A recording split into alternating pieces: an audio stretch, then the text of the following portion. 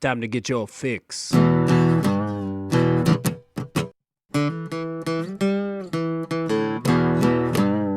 It's a horrible gaming podcast. It's not good, it's not great. Horrible gaming podcast. It's not even what you would call fair. It's really not that good.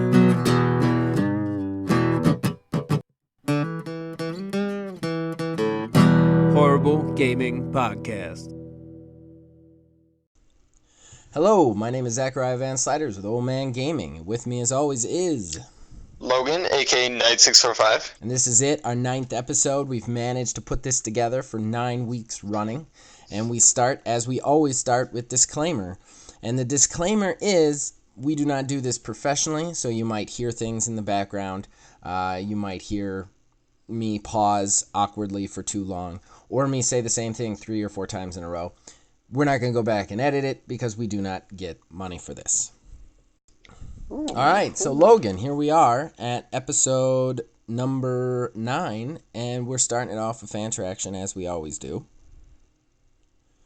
And that fan traction question last week was, what's the craziest thing you've ever done to get a game, to get your hands on a game? So, we asked this out to everybody.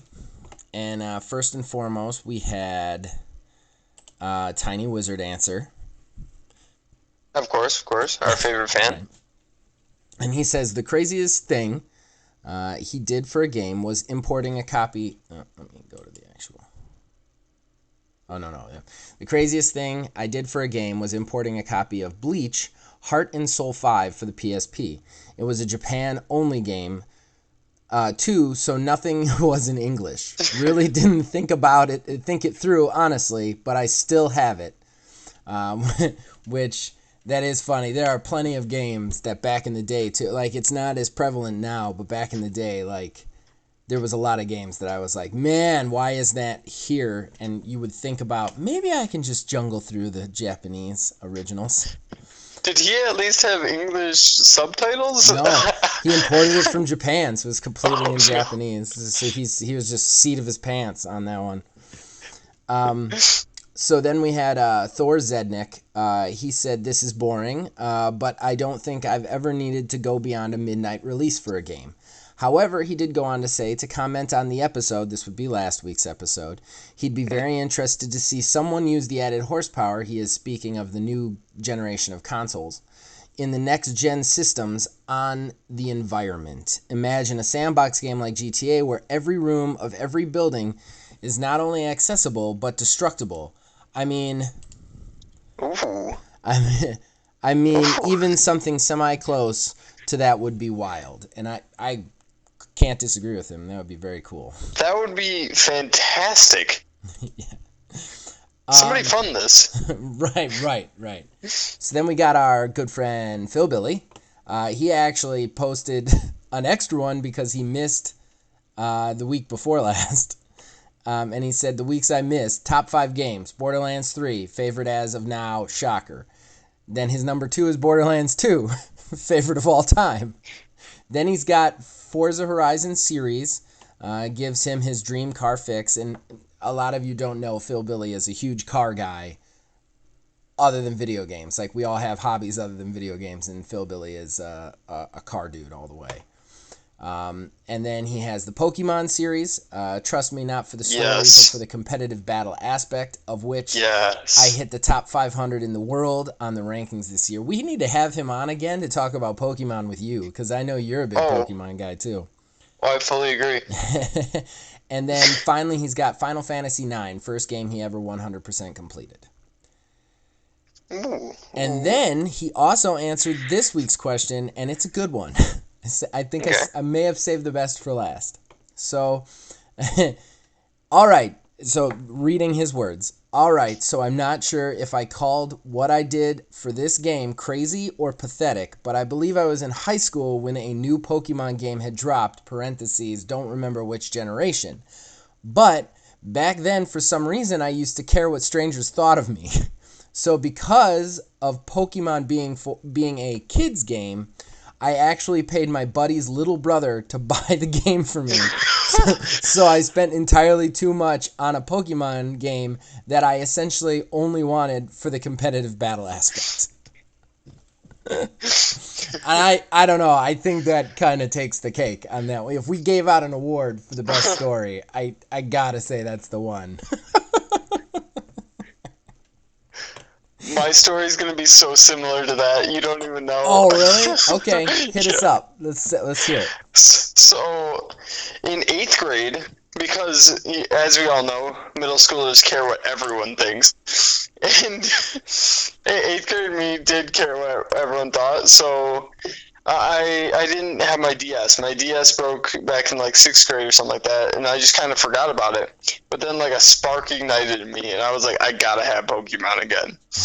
And I was like gonna have my mom go give me a DS since I got my birthday money or whatever. Right. And she does not know video games at all.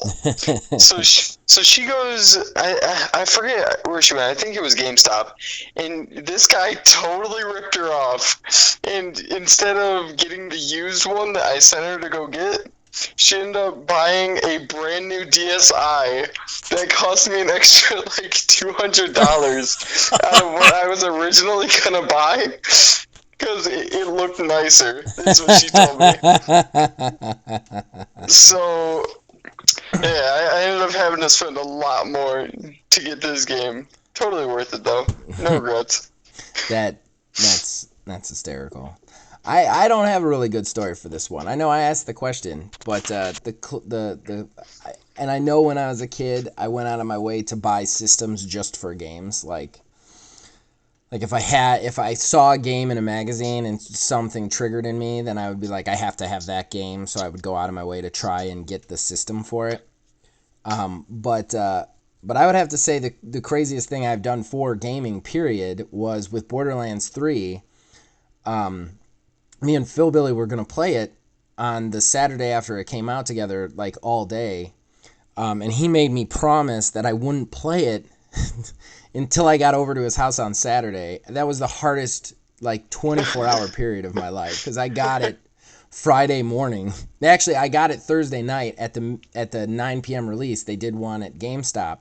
So I went there 9 p.m. on Thursday night, and I had it from Thursday night until Saturday morning, and I somehow didn't do anything other than install it.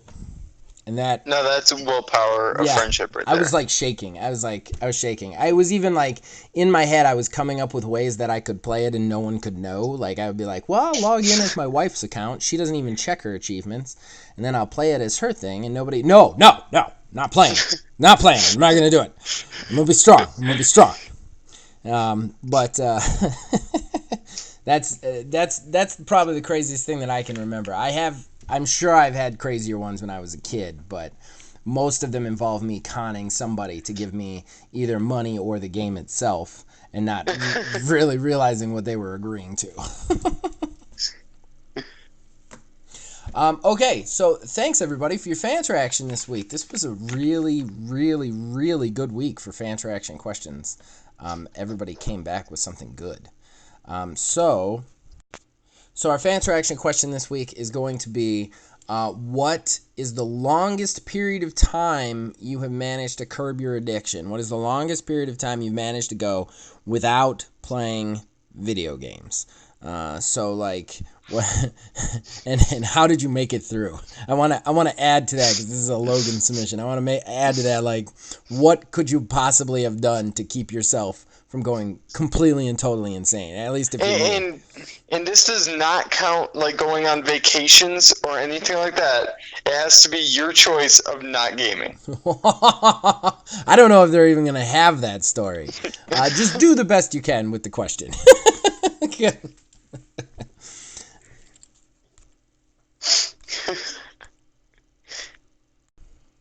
All right, so that brings us to our first topic, and this is a good one. Because I have not been able to do a review on this particular game, just for time reasons and, lack of being good at my job. But Logan, I know that you have played extensively Gears 5. I guess we're supposed to just call it Gears 5 now? Just Gears? Yep.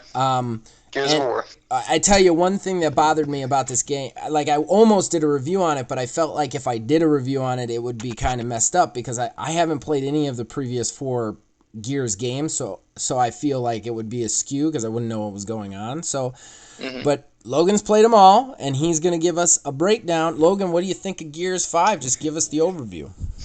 Gears 5, I'm going to start off with multiplayer. The multiplayer is fantastic. The skill gap is massive, obviously. But then they still have public matches, and a lot of the public matches don't have pub stompers that go in and just destroy everybody else, you know? Okay. Really so they've got some better scaling for their multiplayer. Yes, they really stick to the skilled matchmaking in ranked. If you're really good at the game, it seems like. Like, of course, you get those one guys that run the multiplayer every couple games, you know? Right. Just like Call of Duty and just like a lot of those games have. But the multiplayer is very balanced. It's a fantastic game. It definitely takes a little bit to get good at since it's a little bit different than your normal shooter. Okay. How so? You stick to walls a lot more, and then there's a button to go into cover. Which that's been in a lot of it's been in all of the Gears. That's been what separated them from a lot of the other shooters and helped them stand out. So, so which is your favorite multiplayer? I know that there's Escape, there's Horde, and then there's the just straight up I guess called Deathmatch or whatever. But it's just called Versus. Versus, and okay. That has a couple modes in it, and I definitely like Versus the most. Really? The new Escape mode, it's pretty cool. It's just like not my cup of tea. I tried it out a couple times. It was fun to play. I played it with Ashton. It was a good time. But besides that, it's not really something that I would play on a daily basis. Okay, that's fair. And the survival, I give it that. It's fantastic, just like every year. It's Horde, and it is great. A Horde always makes me nervous because I hear these people just playing it like you play one game for hours on end. Oh yeah, you do. I think that sounds cool to me. The part of me that doesn't, have a kid. Exactly. And any responsibilities whatsoever. Like I feel like as cool as that would be, just like trying to stay alive for hours on end, just this huge battle of wills. The other part of me is like, yeah, but I like to take a shit every once in a while and drink stuff, and I can't pause to do any of that. So I almost like the idea of Escape when I heard about it. Like, it sounded like kind of like the opposite of Horde almost. Mm-hmm. So you like the multiplayer. Versus is the best then. What about the campaign? The campaign, Zach, I put about 17 to 18 hours into this campaign. Okay. It was a phenomenal campaign. The lore was fantastic. The graphics were amazing. The gameplay,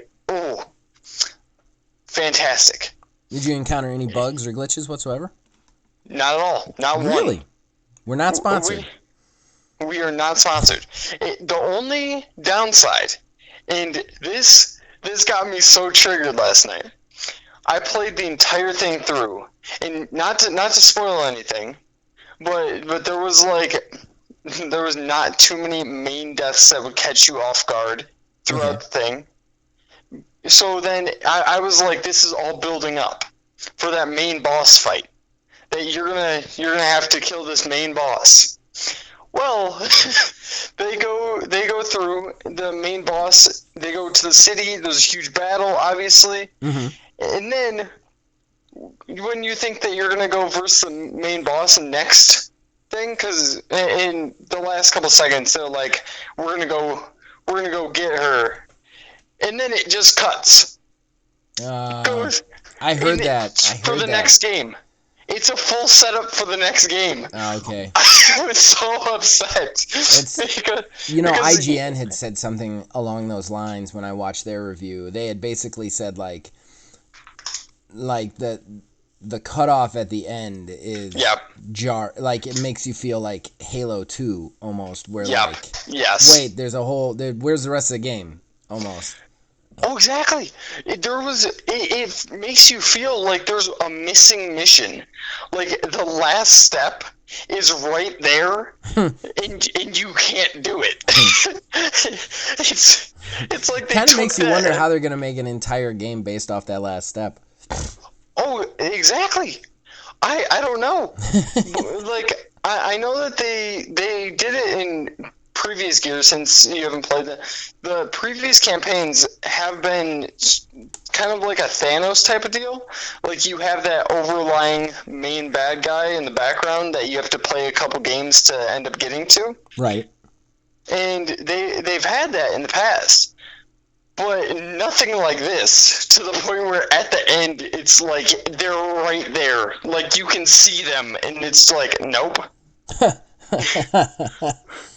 That's crazy. That's absolutely crazy that they do that.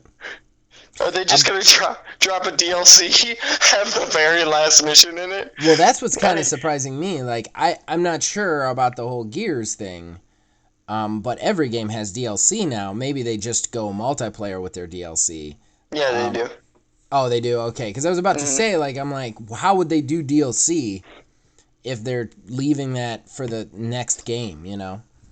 Oh, with the next game, I swear it's gonna be like one mission. They always have fantastic campaigns. They are a great company. I can't wait for the next years because I love their campaigns. But I was so upset. Just the entire thing was flawless for me until that happened, and that just crushed my soul. Let me ask you this: if you're I'm in the position that I have not played any Gears of War games. At the risk of being, of getting some hate comments, they didn't look interesting to me. They kind of looked like when they first came out, I was like, oh my god, it was like all the things I didn't want to see in gaming or media, which was just this big, roided out freak running around, shooting everything, like Duke Nukem style, and that's what it just looked like to me. 4 and 5 have not looked like that to me at all. They actually look kind of interesting to me. But here's my question. Do I need to play them all? Like, if I want to jump into Gears, where do I jump in? Do I jump in at 5? Can I jump in at 5 and know what's going on? Should I go back to 4? Or should I go back and do every Gears game down the line? What's your advice on that, since we're on the subject of Gears? Well, my thought process on a lot of it, like, you can play all of them, and you will get more out of it if you play all of them. Okay. Like, since I played all of them, obviously, like, you have those bittersweet moments that's like, oh, that was a flashback from the past, obviously. Okay. Like, oh, that's crazy, they brought that back. And there's obviously moments like that, just like in any prequel. Right. And so you'll definitely get more out of it in that way. But I think that if you came in for gameplay type of deal and just looked at some of the lore, and I know you're big on lore with I am. The little bit the Anthem had, you read all that. I did. And I love the lore. I wish that game had been good, which I guess we actually bumped the topic of they finally put the tombstone on that thing. Which depresses me, but keep going. So, like with the whole lore thing, but if you like giant monsters, okay, if you like a steroided out type of Halo, right? Perfect. Okay. Still didn't answer my question. Where should I jump in? So I should play from the start, is what you're saying. If you want to get the most out of it, then yes, you would play from the start. Okay, all right. I don't know if I have that kind of time commitment.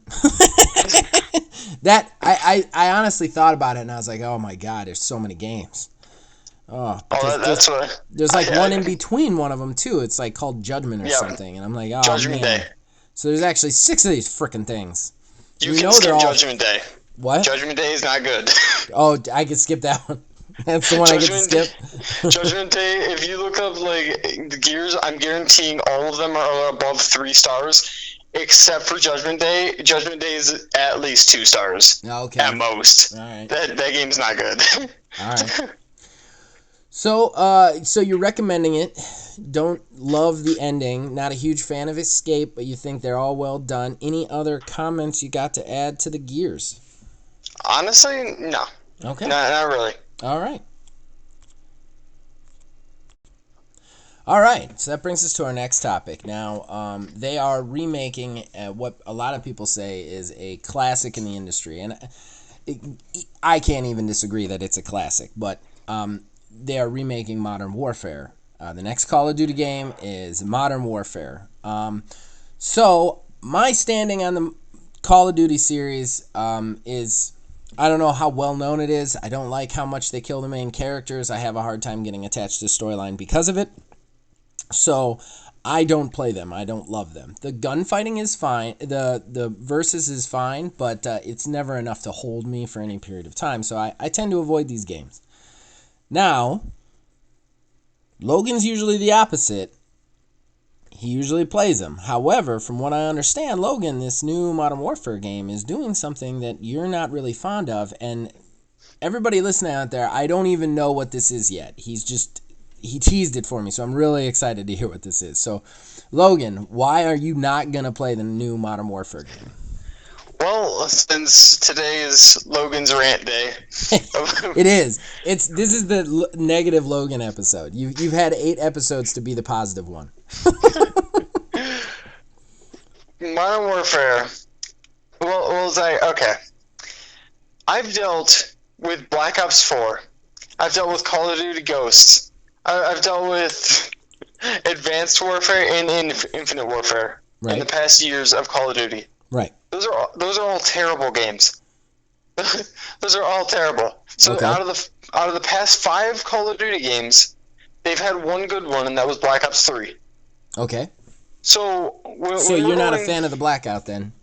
So when we're just talking about me looking at the past and being like, I was optimistic about this one. Maybe this one will be better, and it just didn't get better. And then I look at this one, and yeah, it's different because it's more like Battlefield, and it has the faster time to kill, and it has more realistic recoil. That's fantastic.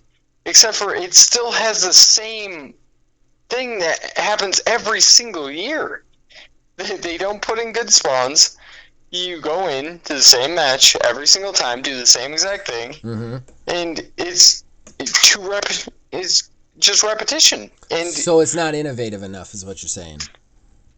Exactly. So if I get the game, I'll really enjoy it for about a month, and then I'll get over it. And that's the multiplayer. Then, Zach, here's the killing point. Okay. I knew that the multiplayer was going to be like that, and that's upsetting. But it happens every single year. Right. Then if we go into the real killing point, the campaign. They've announced this, and they've lost a lot of people because of it. They dropped the first trailer for the campaign. Okay.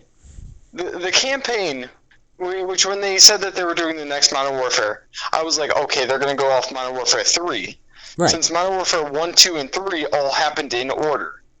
So then the new Modern Warfare should continue on what Modern Warfare 3 was going. That makes sense, right? Yeah, I think so. For any sane person, that would make sense. For them, they completely ditched the old story.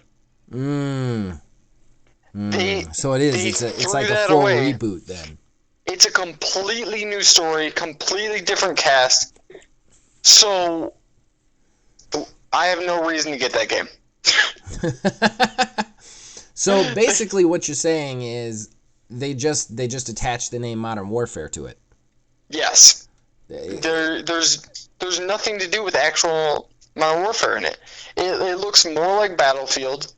It has nothing to do with the old characters. That's irritating. At least with a reboot, you'd at least get to see the old characters like Soap. Yep. I know everybody loves Soap.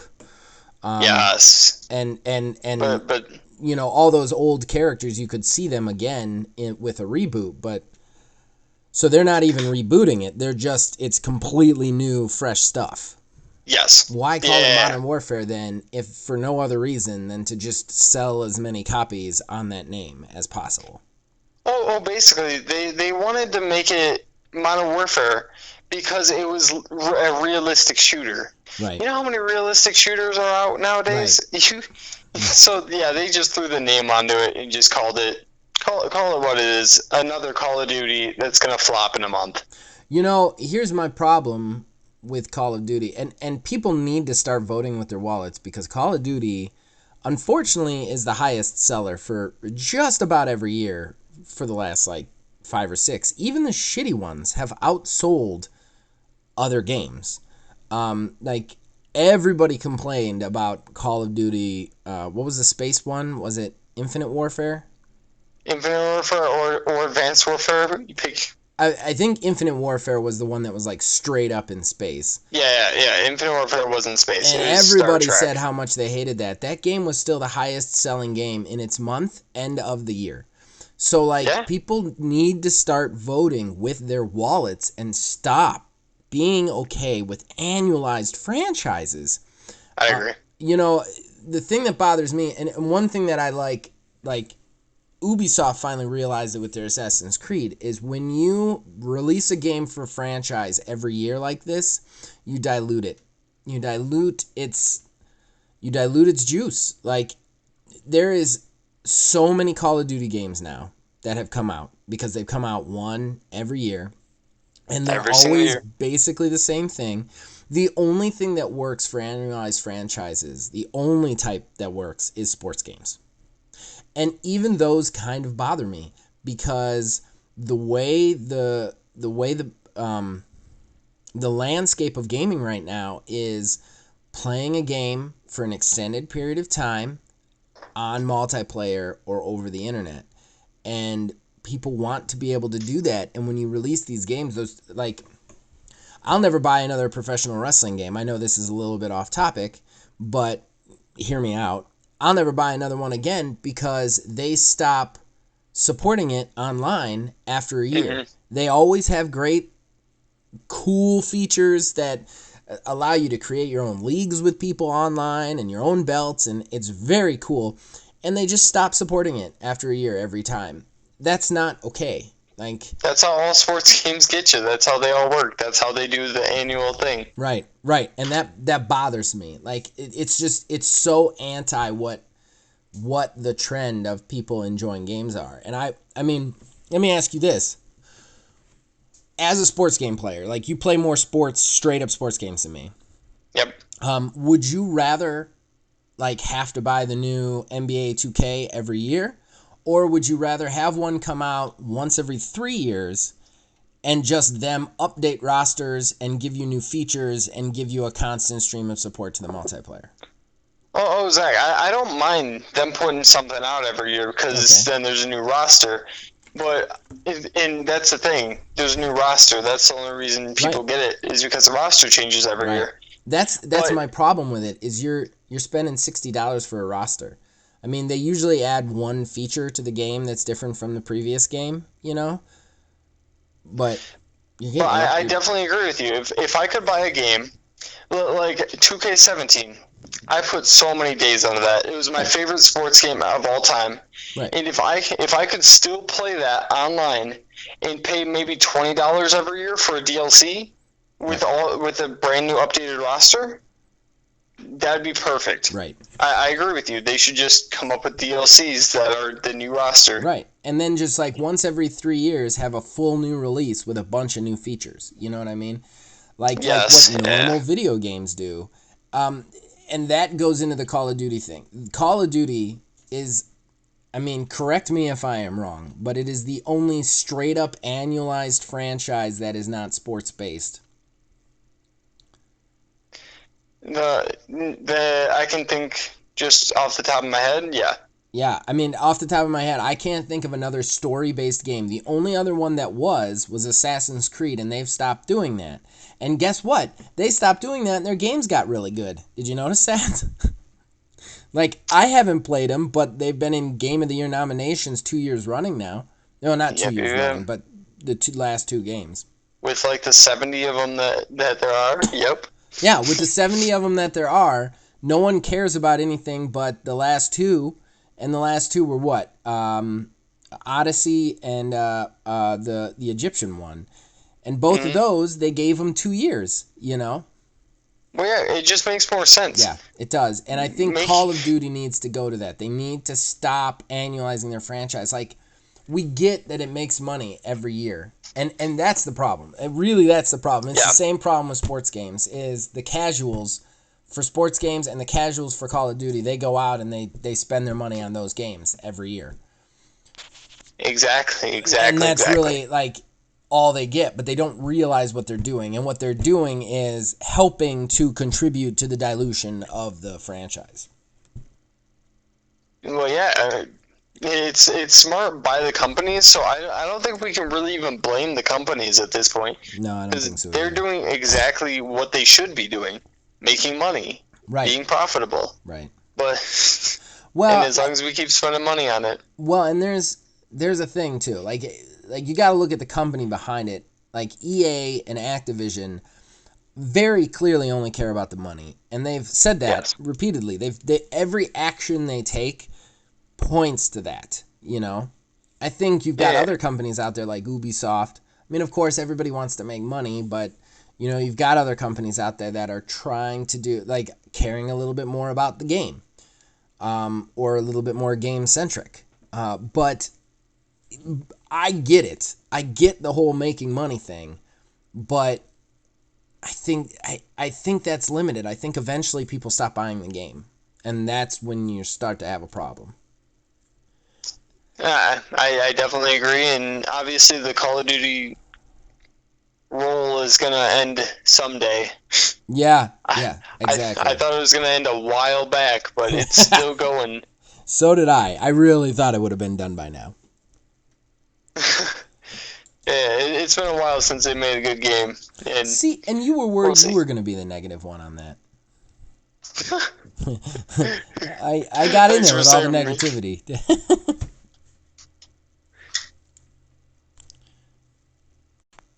All right, so our next topic. I just want to talk about all the new games that are still coming out and what we're most excited for. Logan, what are you most excited for? No, Zach, why don't you start this off? we gotta have a little bit of positivity in here. Well, I can honestly say, of the games that I know are coming out, I am having an anxiety attack trying to figure out how I'm going to purchase, play, review, and enjoy all of them at the same time. Honestly, I'm having that problem right now because I have Borderlands 3 and Iceborne, and there's still stuff coming out that I haven't played, and it's driving me nuts. But I am excited for a lot of games. I think Outer Worlds in October is going to be huge. Huge. And it's coming out for Games Pass day one. And I think, of course, next year you've got Watch Dogs Legion is the game I'm most excited for. I know I should be Cyberpunk. I want to play Cyberpunk. It looks really good. It's Keanu Reeves in it. I'm not going to avoid it. But the game that I'm most excited for, I'd have to say, is Watch Dogs Legion. Your turn. Oh, no. And now I can just drop the bomb of negativity. Let's do this. Not excited for anything, huh? I'm not excited for anything until Halo comes out. Oh, man. I think games nowadays aren't thinking creatively, and it's just so bad. We got a lot of games out there. I've been playing PUBG for years. Right. And right. I still choose PUBG over a lot of games coming out. I'm just not excited for them. Like, I think that they look like decent games. I just don't think that they would keep me. So let me ask you this. You said you think games are not thinking creative, but you're most excited for Halo? Yep. Yeah. There is nothing creative about that series anymore. I know people are going to get me shit about this, but there hasn't been anything creative about that series since 3. Oh no, Halo Reach was the best game ever. I swear, Halo Reach. I don't know if I agree with that. I mean, great, you could finally play somebody who isn't Master Chief, but I don't know if I felt like it was still Halo. I don't feel like it's bringing anything new to the table. And I really hope that 6 does, or Infinity, or whatever it's called. I really hope that it does bring something new to the table, but I feel like that thing has been stale, and I honestly feel like they should let that story lie. I feel like they're forcing more story into that story so that they can keep releasing those games, and I feel like that's a mistake. I just do. I don't think there's anywhere else for that story to go. At least the Master Chief one. Well, with Halo 4, they had to, the way that they did Halo 4, they had to end it with a 5. But if they don't end it with this, I agree. Yeah. But I feel like they should give him his grand ending, right, and have it be fantastic with Halo 5, and just have it over with. But if they keep it going past Halo 5, then they're just doing it for money at that point. It would be Halo 6. Halo 5 already came out. That's the one everybody hates. Yeah. I mean, they like the multiplayer. The multiplayer is great, but everybody's upset about that campaign, and they're like, oh, that campaign sucks. I'm like, that campaign's going to suck because the story was told. The story was told at the end of 3, and now different people who didn't write the first 3 have it, and they're trying to tell more story. Sometimes that works. Like Gears, apparently that's working for Gears, but that doesn't always work for everybody, and I don't think, and don't get me wrong, I think you can do plenty in the franchise area. It's a good space, it's a good world to play in, but like, I don't think there's any more Master Chief story to tell, and I think that they're killing that story. I just think they're killing that story. I don't know how this turned into Halo talk, but because I started off by going, I'm going to be the negative one, and Zach over here says, hold my beer. That's exactly right. Challenge accepted. Wait a second. You're 18. You've got your whole life ahead of you. Let me tell you something. Let me tell you why Halo's not good. No, I mean, that's great that you're excited for Halo, though. I'm kind of surprised that you're not excited for any of the games coming out before then. There are some good ones. Not really. You're not excited for Cyberpunk? You're not on the Cyberpunk hype train? Nope, not on the hype train. I think I'll try out Outer Worlds just because I have Games Pass and it's coming to Games Pass. Yeah. So I'll definitely be trying that out. But besides that, I don't really have any games that are like that intriguing to me right now that are just drawing my focus. Have you seen any of the trailers on Watch Dogs Legion? Yes. Okay. All right. Well, I can't. You know me, Logan, and I love a playground that I can do anything with. And Watch Dogs Legion, when they said the characters are procedurally generated and anybody can die and you can recruit anybody, like, I was sold. Like, I was like, here's my money. I'm good. So it's State of Decay without the fucking zombies? Awesome. Let's do this. Let's frickin' do this. I'm in. I want more games like that. And I want to say right now, I want to go on record, I've said I like State of Decay 2 quite a bit. I do. I hate zombies. I hate zombie material. I hate zombie stories. I think they're old, they're stupid, and I don't like them. I play State of Decay 2 because even though there's zombies in it, you have this like localized, centralized story just to you. The game happens just to you. Like, the characters that are spawned are yours, nobody else's. Like, the way you play it is completely different. Like, Watch Dogs Legion is that without the fucking zombies. I'm so excited. Like, I haven't been interested in any of the Watch Dogs game. They look stupid. That second one with the dude killing people with a yo-yo, I don't understand that at all. But, like, this one, like, I was like, what? Like, I could just play anybody? Okay, great. I can make a team out of grandmas? All right, I'm in. Yeah, let's do this. And it happens in Britain, team out of grandmas, where everybody has that fucking cool-ass accent? Yes. Here's my money. Take my money. and I will be purchasing you again. I'm actually more excited for it than Cyberpunk, just because I think Cyberpunk is almost going to be weighed down by its narrative. Now I'm excited for that game to come out just for you to be able to talk about it on this podcast. There you go. I told you I'd get you excited about something before it was over. Yep, you got me. You got me sold. All right,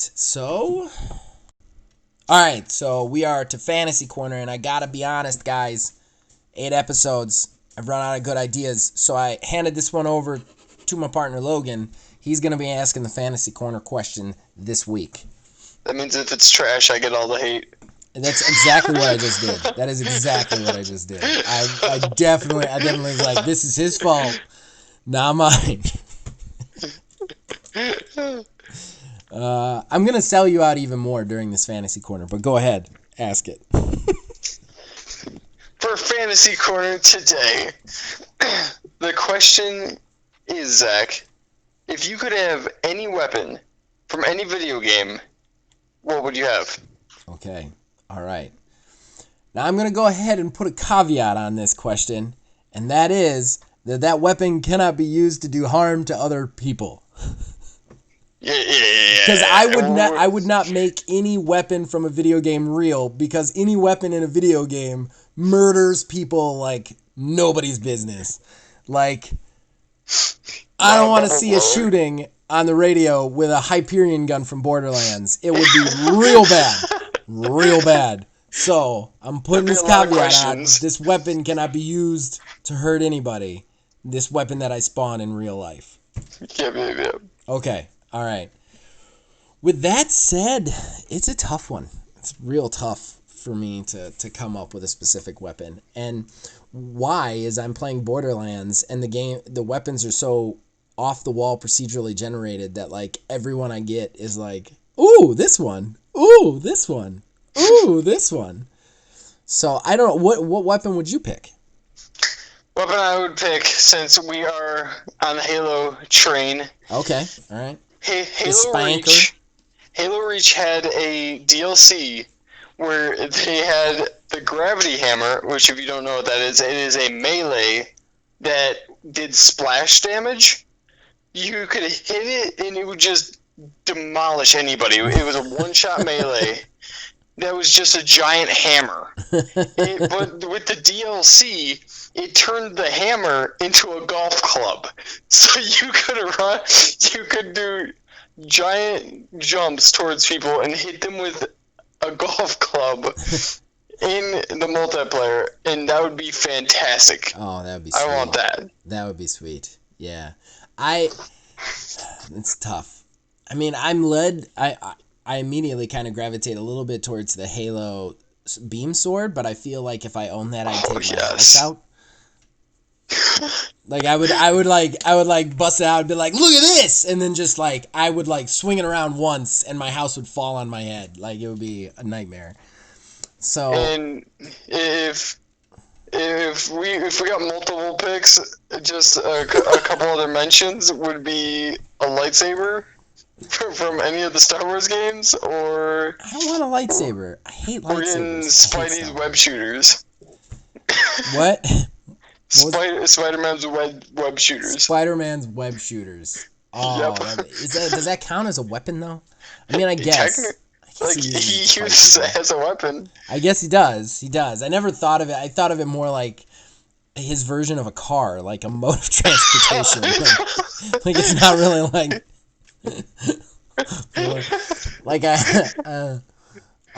Okay. I gotta say, I don't want to get into political territory here, so I'm gonna say that up front. I'm not gonna respond to any comments on that. But I am a gun owner. Logan knows this. I own 3 different guns. Not for protection. I'm not a lunatic who has them under his pillow at night. They're all triple locked. I probably shouldn't say this on the internet. I would be very easy to rob. But I really enjoy target shooting. I've always enjoyed guns and target shooting. My dad was really into it as well. So I got to pick a gun, and I got to say, I would have to say a Jacobs revolver from Borderlands. They're Ooh. just so beautiful. They're so beautiful. They always have some weird loading mechanic, like a breakaway in the center, and you put the new bullets in. They fan the hammer. So, like, I would love to take one of those Jacobs revolvers like, Phil Billy has a place. He lives in the country, so he has a place where we can shoot. I would love to take it out in that field and shoot it at some water bottles. That would be amazing. It would be amazing. Like, I would love to say that it would be one of the bigger, like, shotgun weapons or whatever, but I don't like target shooting with shotguns because it's not fun. That's true. It's just painful. It is unless you're skeet shooting, like, it's not fun. You're just destroying your arm. Like, it's cool to watch them go off and fire them, but you're not getting anything out of it. It's fun to shoot a rifle or a pistol. That's what it's fun to. And I'm terrible with pistols. I'm usually much better with rifles, but still, I do have a revolver, and I love revolvers. I would love one of those crazy, futuristic, weird, steampunky revolvers that they got in that game. That would be mine, all the way. That would be mine. All right, well, that's it, ladies and gentlemen. That's it for the Fantasy Corner. That's it for our 9th episode. We're almost at 10. This brings us to our shameless self-promotion. Logan, plug away. My YouTube, Nightspace645. You got to get some more videos up on there. I just want to say that. You've been saying for the last 3 weeks that you're going to put up a Hollow video, and I'm actually salivating for it. I keep saying that, and then whenever I post it, the audio messes up, and normal people could just let that go, but not me. I let it go all the time. Okay, so as far as I'm concerned, we have Old Man Gaming. Check out our channel. Check us out on Facebook. Like, subscribe, turn notifications on. Please, please, please. Also, I want to give a special plug. I did a very special review this last Monday. It was my 8th anniversary with my wife. And she, who is not a gamer, actually played a video game with me, and she took the review really seriously. She did a really good job, so I want to give a special plug to that, because it's only got 4 views, and I don't think it's her fault, but the big problem is you can't actually, like, overall tag that game because it's just not on YouTube anywhere because it's a board game adaptation, but we did Pandemic, the board game, together. So please check that out and watch it. It's a good watch. It is. I think my wife did. She took it really seriously, and I really appreciated it because I think for the most part she thinks everything I do on YouTube is silly.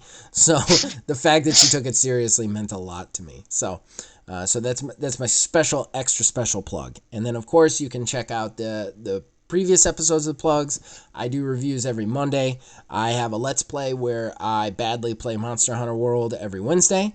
And then I also have a Let's Play where I badly play Borderlands while Phil Billy plays better than me on Thursdays. And then, of course, these come out every Friday.